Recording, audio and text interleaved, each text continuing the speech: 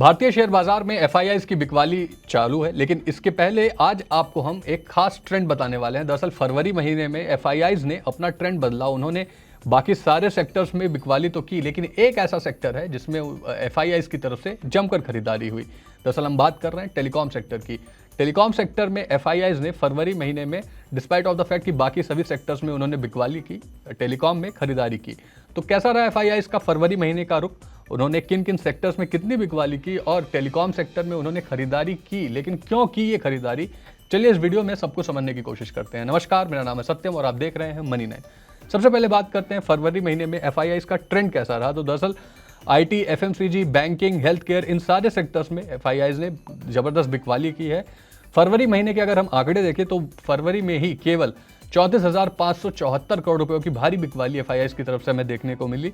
हर sector को लेकर हालांकि इनका रवैया अलग अलग रहा, किसी में ज़्यादा किसी में कम बिकवाली की, लेकिन मोटा मोटी सभी सेक्टर्स इस बिकवाली की मार झेलते हुए दिखाई दे, जिसमें आईटी, एफएमसीजी, हेल्थ केयर और ऑटो, एक तरीके से अगर हम देखें तो एफएमसीजी और हेल्थ केयर डिफेंसिव सेक्टर्स हैं जिन पे इम्पैक्ट उतना बाजार की उतार चढ़ाव का नहीं आता, लेकिन फिर भी ऐसी कंडीशन में भी FMCG, health care, IT, auto, इन पर जबरदस्त बिकवाली की गई। इसके अलावा फाइनेंशियल सर्विसेज पर भी अच्छा खासा दबाव देखने को मिला।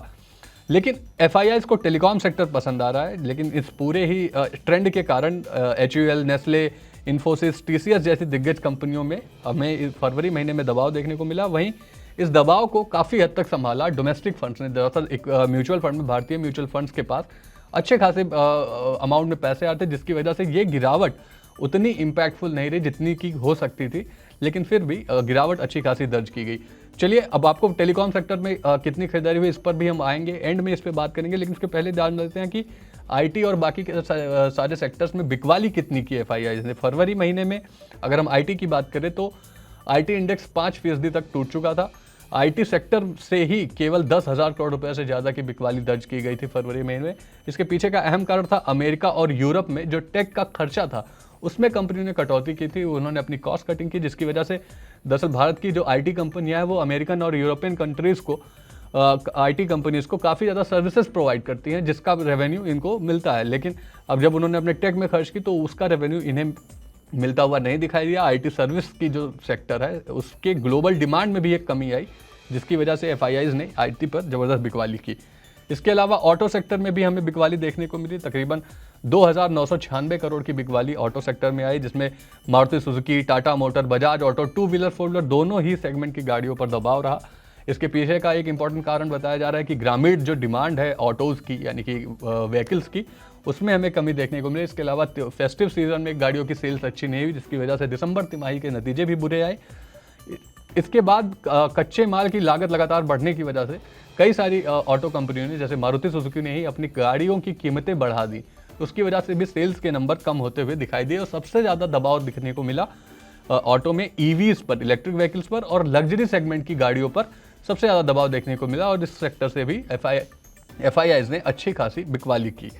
अब बात कर लेते हैं हेल्थ केयर और एफएमसीजी की। दरअसल ये दोनों ही डिफेंसिव सेक्टर है, लेकिन इन पे भी अच्छा खासा दबाव मिला। डिफेंसिव सेक्टर, आपको बता दें कि ऐसे सेक्टर्स होते हैं जिनमें बाजार की वॉलेटिलिटी का सबसे कम इफेक्ट होता है, क्योंकि ये बेसिक नीड वाली चीज़ें होती हैं, जैसे कि किराने की दुकान से जो भी आप सामान लेते हैं उसका सब्स्टिट्यूट नहीं है, उसी तरह दवाइयों का कोई सब्स्टिट्यूट नहीं है, आपको लेनी ही पड़ती हैं। लेकिन फिर भी एफएमसीजी और हेल्थ केयर दोनों ही सेक्टर पर दबाव देखने को मिला। हेल्थ केयर सेक्टर में एफआईआईज ने 2,996 करोड़ की बिकवाली की। इसके पीछे का रीज़न था कि जो दवा कंपनीज हैं वो काफ़ी ज़्यादा अपना सामान अमेरिका को एक्सपोर्ट करती थी। वहाँ टैरिफ वार और ये सब डोनाल्ड ट्रंप की पॉलिसीज ने चेंजेस किए, जिसकी वजह से कुछ इम्पैक्ट देखने को मिला। इसके अलावा यूएस एफडीए, जो वहाँ की रेगुलेटरी बॉडी है फार्मा की, उन्होंने भी कुछ सख्त रूल्स बना दिए, जिसकी वजह से बहुत सारी कंपनियों की, भारतीय कंपनियों को वहाँ पर अपनी दवाइयाँ बेचने में प्रॉब्लम्स आई, ऑब्जर्वेशंस आए, जिनको सॉल्व करना पड़ता है। उसके बाद ही आप अपनी दवाइयाँ अमेरिका जैसे देश में बेच सकते हैं। तो ये सारी प्रॉब्लम्स आई, जिसकी वजह से हेल्थ केयर सेक्टर में बिकवाली की गई एफआईआईज की तरफ से। वहीं अगर हम एफएमसीजी की बात करें तो यहाँ भी हमें तकरीबन 2,568 करोड़ की बिकवाली देखने को मिली एफआईआईज की तरफ से। एफएमसीजी भी डिफेंसिव सेक्टर का ही पार्ट है, लेकिन एफएमसीजी की प्रॉब्लम हम सभी को पता है कि कंजम्पशन में भारी गिरावट देखने को मिल रही है। खपत एक भारत की बड़ी चुनौती बना हुआ है, स्पेशली अर्बन कंजम्पशन की जब हम बात करते हैं। तो खपत में अगर सुधार होती है तो यहाँ पर भी हमें सुधार देखने को मिल सकता है। लेकिन अब आ जाते हैं सबसे अहम सवाल पर कि दरअसल ऑटो, एफएमसीजी, आईटी, इन सब में तो बिकवाली हो रही है, फाइनेंशियल सर्विसेज में बिकवाली हो रही है, लेकिन टेलीकॉम सेक्टर में निवेशकों की, फॉरेन निवेशकों की स्पेशली रुचि क्यों बढ़ती जा रही है? तो सबसे पहले फरवरी महीने में उन्होंने कितनी खरीद की वो जान लेते हैं। दरअसल फरवरी महीने में एफआईआईज ने टेलीकॉम सेक्टर में 5,661 करोड़ की खरीदारी की है। इसके पीछे का मेन रीज़न यही है कि हमारा देश एक तेज़ी से बढ़ता हुआ डिजिटल ट्रांसफॉर्मेशन की तरफ बढ़ रहा है, जिसमें 5G रोल आउट और डिजिटल ग्रोथ की संभावनाएं काफ़ी ज़्यादा हैं, जिसकी वजह से इस सेक्टर को काफ़ी ज़्यादा मजबूत माना जा रहा है। और इसके दो ही बड़े प्लेयर हैं, पहला है जियो और दूसरा है एयरटेल। इन दोनों में ही एफआईआईज की इन्वेस्टमेंट बढ़ी है, इससे इन दोनों के ही शेयर्स में मजबूती है। हालांकि जियो वैसे लिस्टेड नहीं है, लेकिन वो रिलायंस के तहत काम करता है। रिलायंस ने उतना अच्छा रिटर्न नहीं दिया है, लेकिन फिर भी अगर हम ओवरऑल देखें तो जियो और एयरटेल यही दो बड़े प्लेयर है, और एयरटेल में ज़बरदस्त खरीदारी एफआईआईज की तरफ से भी देखने को मिली है। डेटा कंजम्पशन में ग्रोथ देखने को मिली है, और इसके अलावा जो तिमाही नतीजे आए थे टेलीकॉम कंपनीज के, उनमें आरपू यानी कि एवरेज रेवेन्यू पर यूज़र, एक यूज़र कितना रेवेन्यू कंट्रीब्यूट करता है, उसमें भी ग्रोथ देखने को मिली थी, जिसकी वजह से ये टेलीकॉम सेक्टर ने हमारे एफआईआईज को काफ़ी ज़्यादा आकर्षित किया। लॉन्ग टर्म ग्रोथ की उम्मीद अभी भी इसमें बनी है, और 2025 में यानी कि इस साल अगर हम बात करें तो यहाँ पर भी इनफ्लो और ज़्यादा जारी रहने की उम्मीद है। लेकिन सबसे अहम बात कि विदेशी निवेशकों का सेंटिमेंट क्यों बदला, उन्होंने बाहर से बिकवाली क्यों की, इसके कई सारे कारण बताए जा रहे हैं, जो मैं आपको एक नॉर्मल तरीके से सारे कारण एक बता देता हूँ। बहुत सारे हमारे दर्शकों को पहले से भी पता होगा, लेकिन जिनको नहीं पता है उन्हें बता देते हैं कि ग्लोबल मार्केट में अनिश्चितताएँ थी। ट्रंप के आने के बाद से पॉलिसी में चेंजेस हुए, टैरिफ वॉर शुरू हुआ, इसके अलावा रशिया यूक्रेन क्राइसिस और लगातार जियो पॉलिटिकल टेंशन बढ़ते जा रहे थे। ये सारे कुछ अहम कारण थे, जो इसके बाद भारतीय बाजार से बिकवाली शुरू हुई थी। लेकिन इसके अलावा जो कुछ सबसे अहम कारण बताए जा रहे थे वो थे बॉन्ड यील्ड में सुधार। दरअसल अमेरिकी बॉन्ड यील्ड में सुधार हुआ, जिससे यहाँ से पैसा निकाल के डॉलर इंडेक्स में लगना शुरू हो गया, और उसकी वजह से एफआईआईज ने भारी बिकवाली की।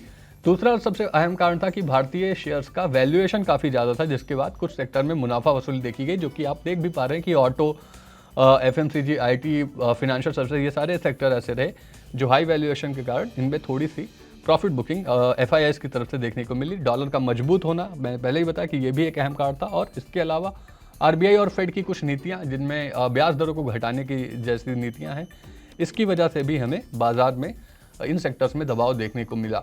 तो ये था पूरा मामला, जिसमें हमने ये जाना कि एफआईआईज कौन से सेक्टर में खरीदारी कर रहे हैं और कौन से सेक्टर में उन्होंने फरवरी महीने में सबसे ज़्यादा बिकवाली की। आपका एफआईआईज के इस बदलते हुए ट्रेंड पर क्या व्यू है, हमें कमेंट में ज़रूर बताएं। वह ऐसी ही वीडियोज़ के लिए देखते रहिए मनी9।